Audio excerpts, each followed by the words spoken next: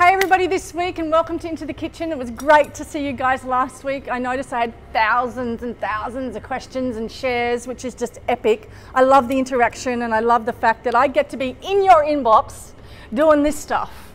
And today is about ferments, because all week, all I've been doing is fermenting, and it's been epic. So let's start with kombucha. And kombucha is really, really simple, so simple. And what I found when I first made my first kombucha, I went online, I found a kombucha site that could actually email me, no, sorry, not email, send me, old school in the post, a kombucha Scoby, which was epic. It came all sealed and ready to go with instructions. So start there, have a look for that somewhere online. That's how I started. And from there, I've grown my own. So I'm gonna teach you how to make what I call a really scented, delicious, sweet kind of soda poppy kombucha, which is kind of my gig. So all you do, and this is what I do, I've got some Rosella flowers here, which are really, really epic.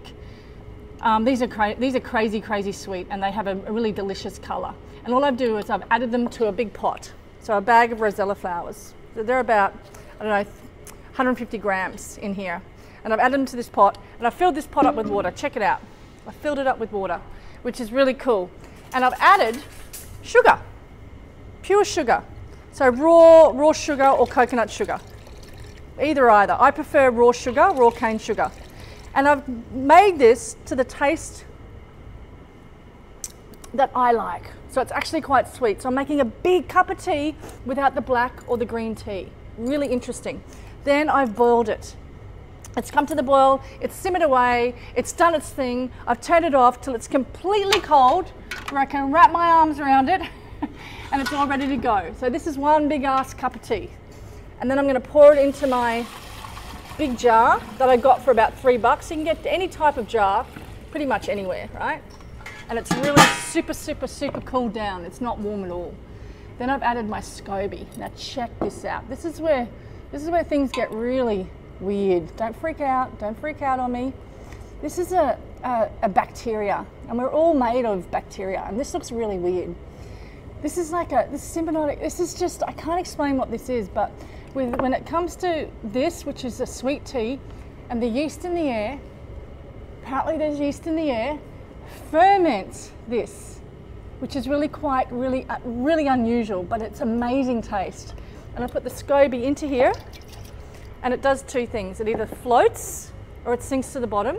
Then I wait between 7 and 10 days for it to ferment. And what happens is it goes from a really sweet, big ass cup of tea to some really interesting kind of borderline vinegar kind of flavor. So borderline, so it's still kind of sweet, and then to pure vinegar, almost alcohol in a way. It's like 1%.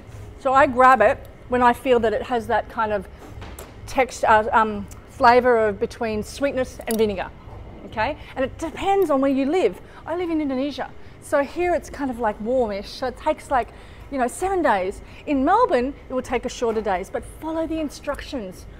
Find a website that can sell you and send you a Scoby, and follow the instructions and play with it. And that's all I do. Then I set it aside, over here, and I don't think about it again. I leave it for 7 days.